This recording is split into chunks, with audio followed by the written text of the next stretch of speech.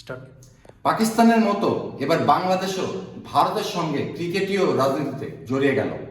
মোস্তাফিজুর রহমানকে না নেওয়ার সিদ্ধান্ত এবার ভারতের বিপক্ষে যাচ্ছে বলে মনে হচ্ছে।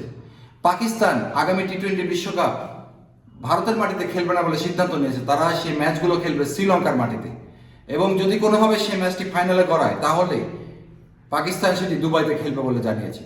বাংলাদেশও এই মুস্তাফিজুর রহমান যখন কলকাতায় 9 কোটি রুপিতে কলকাতা যখন সাইন করালো মুস্তাফিজকে, কিছুদিন আগে ভারতের বিজেপি সরকার মারাত্মকভাবে বাংলাদেশের বিপক্ষে লেগেছে বলে মনে হয়েছে, এবং তারা বলছে মুস্তাফিজকে কেন এত টাকা দিয়ে কিনতে হবে, ভারত কেন মুস্তাফিজকে এত টাকা দিবে, এবং সেই জন্য মুস্তাফিজকে চাপ দিয়ে সরানো হলো এবং বলা হলো এই বিসিসিআই যে ভারতের কন্ট্রোল বোর্ড, তারা কলকাতাকে বলেছে মুস্তাফিজকে সরিয়ে দিতে। মুস্তাফিজকে সরিয়ে দেওয়ার সাথে সাথে ঢাকা থেকে জবাব শুরু হয়ে গেছে। প্রথম জবাবটি ছিল যে বাংলাদেশ এই টি-20 বিশ্বকাপের ম্যাচ খেলবে না ভারতের মাটিতে, তারা পাকিস্তানের মতো শ্রীলঙ্কায় খেলবে। এবং যেই বিষয়টি সবচেয়ে বেশি আলোচনায় এসেছে সেই জিনিসটি হচ্ছে ঢাকা মাথা নত করবে না।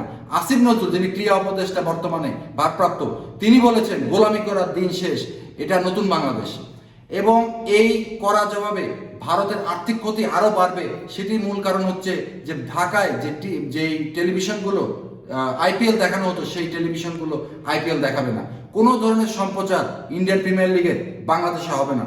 এর কারণ মোস্তাফিজকে তারা অন্যায়ভাবে এই নিলামে তুলেছে, এবং তাকে ডাকে তোলার পরেও, তাকে ডাকে নেওয়ার পরেও, কলকাতা নাইট রাইডার্স বাইরে জেতার পরেও তাকে সরিয়ে দেওয়া হয়েছে।